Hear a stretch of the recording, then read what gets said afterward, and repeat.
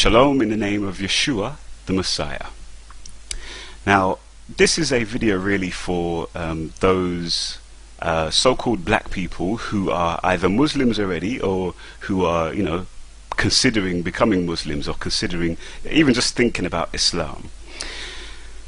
Now, I remember back in the day when I was at uni that Muslims would speak to me and they'd say, look, Islam is the religion of the black man, because Christianity was the religion of the slave owners, and Christianity is the religion of the colonialists and the people who have oppressed, your people, the blacks, the Africans. Christianity is the tool of these people. So, Christianity is a racist religion. It's the white man's religion. You don't want to be Christian, but Islam is the religion of the black man.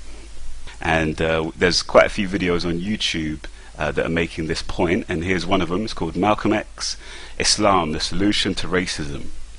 And these people will often point to Malcolm X as an example, as a role model for black people to look up to and to copy and to become a Muslim, just like Malcolm X was a Muslim. But I think it's important that we look at some facts concerning Muhammad and concerning slavery and concerning black slaves when we're considering whether Islam is the religion of the black man. Now, the first thing I'd like to point out, now I'm going to put all the references to all of these texts, all of these Islamic texts, into the video description with the hyperlinks as well, so you can check them out for yourself. The first thing I'd like to point out, remember we're talking about Islam, Christianity, slavery and the black man. First thing I'd like to point out is the Prophet Muhammad himself owned black slaves. We find this in Sahih Bukhari, the most authentic of hadith in Islam, Sunni Islam. It says, Allah's apostle was on a journey and he had a black slave called Anjasha. So that just confirms that Muhammad owned black slaves, a black slave, at least one. He owned more, as we see in this statement from Sahih Muslim, the second most authoritative hadith in Sunni Islam. It says, there came a slave and pledged allegiance to Allah's apostle. On migration, he, that's Muhammad, did not know that he was a slave. Then there came his master and demanded him back, whereas Allah's apostle said, sell him to me. And he bought him for 2 black slaves. So we learn from this that Muhammad bought and sold slaves, and he bought and sold black slaves, and in this case, interestingly, he buys 1 slave for 2 black slaves. What does that tell you about the value that he appeared to place on black slaves as opposed to Arab slaves or white slaves?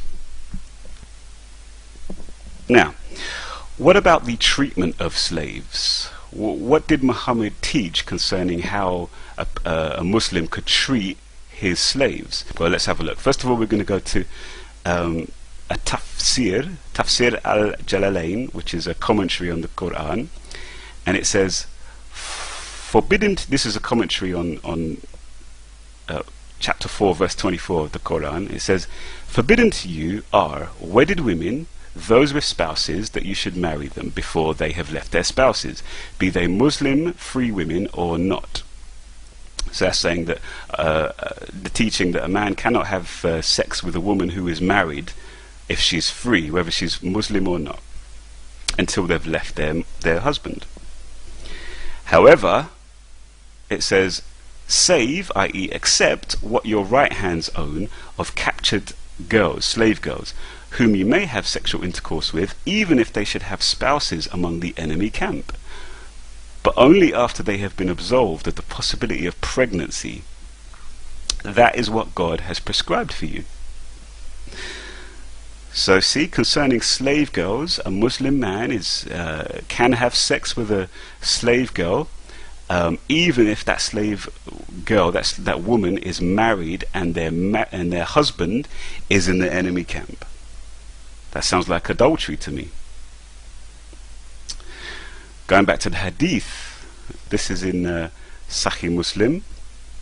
We're going to read this report. It said, someone's reporting this thing. It says, we went out with Allah's messenger on the expedition to the Bil Mustalik, and took captive some excellent Arab women, and we desired them, for we were suffering from the absence of our wives. But at the same time we also desired ransom for them. So you see their predicament here. These guys, they've gone out with Muhammad on one of their expeditions, their wars, and they're sexually frustrated. They want to have sex. They've got these women who they've captured, but they also want to sell these women, and they know that if they were to have sex with them, and they could become pregnant, and then the value of these women, they'd be almost worthless, because or they'll be the value of them would go down because they're with child. They'll be with child. So what did they do? It says, we decided to have sexual intercourse with them, but by observing Azl. Now, forgive me for being graphic here, but I'm just reading it. It says, Azl, the description is withdrawing the male sexual organ before emission of semen to avoid contraception. So they're having sex with them, but not sowing the seed, so that they can sell them afterwards. But we said, we are doing an act, whereas Allah's messenger is amongst us. Why not ask him? So this is a great time for Muhammad to say, look, this is wrong, stop doing this. But what does he say? We asked Allah's messenger, and he said, it does not matter if you do not do it, for every soul that is to be born up to the day of resurrection will be born. So Muhammad basically tells them, look, even if you don't do that, it doesn't really matter. You can sow the seed or not sow the seed. Basically, have sex with these women, doesn't matter. Even if they're married already, even if these guys are married, even if these guys are planning to sell these women, it's not like they're planning to marry them. They're having sex with them because just to ease their sexual frustration, and then they're going to sell them afterwards. And Muhammad says it's okay. So what's been the point of this video? Well, in this video we've seen that Muhammad owned black slaves, and no doubt his companions owned black slaves also. We've seen that Muhammad sold apparently considered black slaves to be of less value than non-black slaves. We've seen that Muhammad also taught that it's okay for men to have sex with their slave women, even if those slave women are already married and their husbands are still alive. And we also see that that these earliest Muslims would keep slave women, have sex with these slave women to relieve their frustration, and would go on to sell these women. So they had no intention of marrying these women and starting a family with these women. And my point really is that this, to me, does not sound like a religion for the black man. Feedback will be greatly appreciated, and yeah, let's discuss this. Shalom.